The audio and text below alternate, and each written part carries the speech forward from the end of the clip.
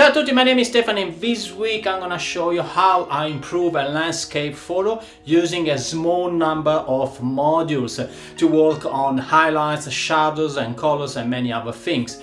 You know, when I started Darktable I was using a lot of modules to actually achieve the final results.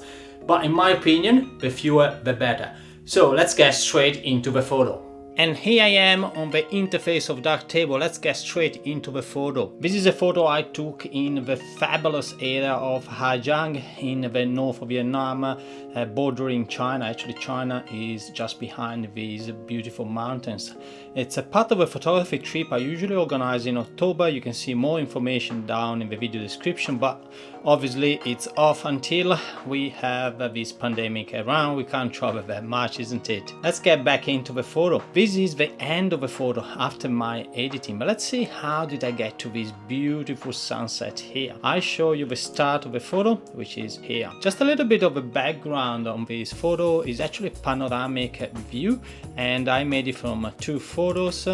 And if I go into the image information, you see that the setting was done on a Sony R2 and f7.1 aperture, and exposure was 1/60 of a second handheld, and I use ISO 200, so I didn't really want to denoise the photo in post-production, and that's why of my setting. Now let's get into the editing, and I'm gonna use my usual process for that probably you've seen in my previous videos, that I call OSC, which is overall subject colors. First I work on the overall photo, then on the subject. In this case it's a landscape photo, so the landscape is the subject by itself, and then at the end I control the colors. Okay, let's close the image information and we jump on the first model that I want to use, which is the white balance.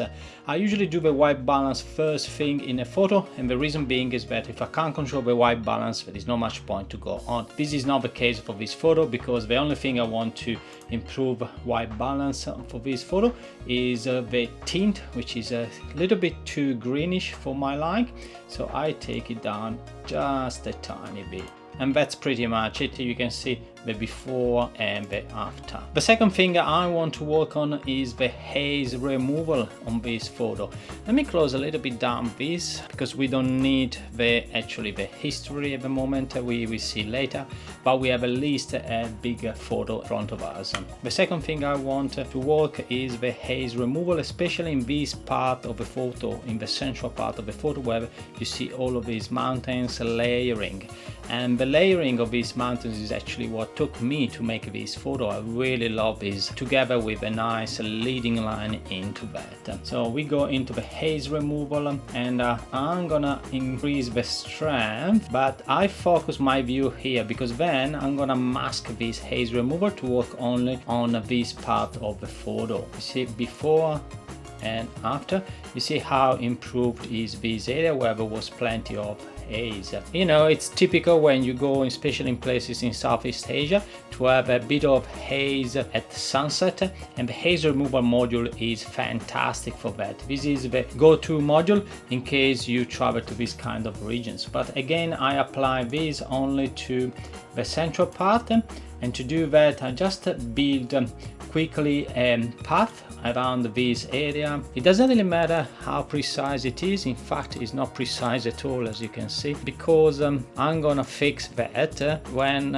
I set the parametric mask. To close the path, right click on your mouse, and then I click on show display mask. Now here I go and I only work on the darkest part. You see how the sky is going out, and now I work a little bit on the feathering radius, increasing the value to a point where you see I'm gonna select just the part of the mountain that I'm interested, and I think this is the right point, and I'm working only where the haze is into this photo, and I'm pretty happy with that. So I take out the display, I take out also the display of area before and you see after the haze has been removed. Just a quick interruption to say that finally I've organized a tutorial hub for Darktable, where you can find, of course, plenty of tutorials and videos on how to better edit a photo with Darktable.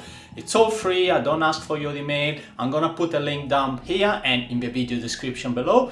And now let's get back to the video. Okay, it's time to move to the third module, a module that I usually use 90-95% of the time. I work on landscape, and this is the tone equalizer. Let me open it and activate it. What I do, I use usually the advanced part of it, and what you do here, it's very simple. You see how there is this sort of target, and when you move a target, it's going to tell you how much of exposure stops is ahead or behind.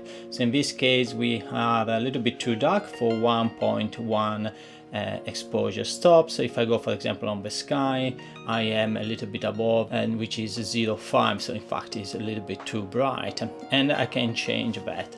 Now if you want to work on particular areas, for example, if you want to work here which is a little bit too dark, you go there and with the mouse wheel you just increase or decrease.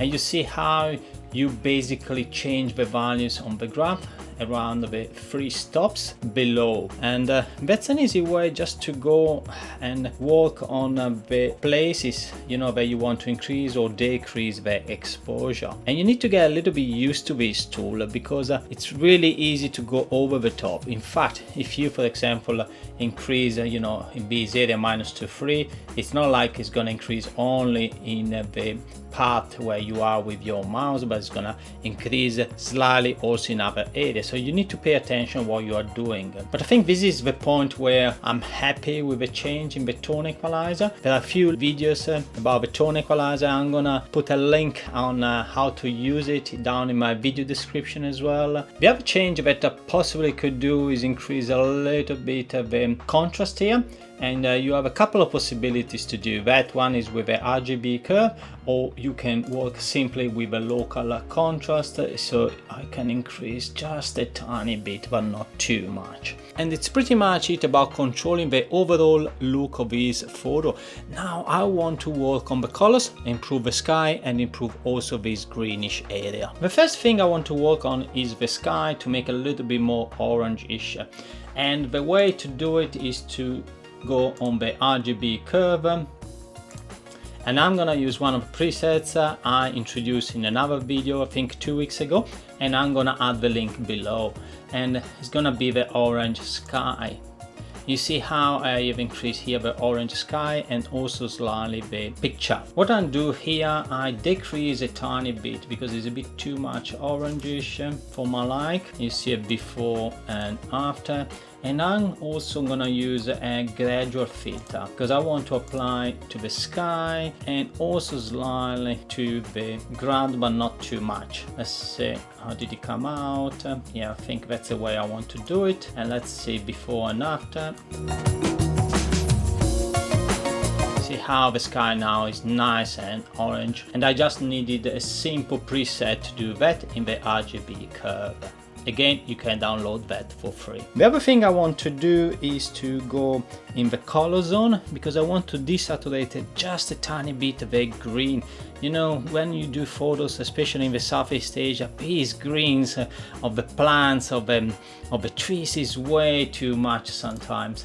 But that's easy to fix. In the color zone, you go into the saturation part of the module, and you can take the color picker and you see where the greenish, which is sort of greenish yellow, and then you take it down a tiny bit the color, not too much. You can even think to increase the reddish part of it, which is this red around the streets here. Let's see before and after. and after.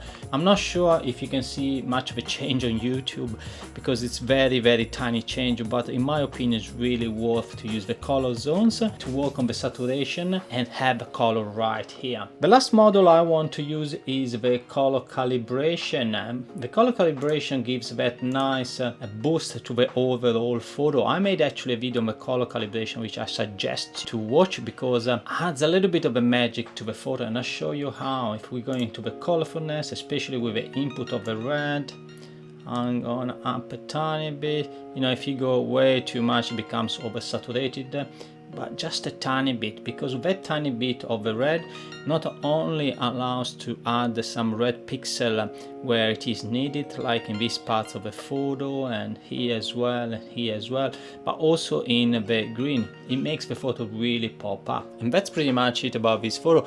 Before going into the before and after, I just want to say again that using this OSC way of working on the photo, which is overall subject colors, it's just an easy process that you can follow to improve with few modules, in this case 3 modules for the overall and 3 modules for the colors, your photo. So easy. Now let's go then before and after. I go and I do a snapshot here. I go back into the history. Crop and rotate is the part that I want to go, and you see before and after. And I hope you enjoy seeing how I work on landscape photos. Again, 2 parts, overall and colors.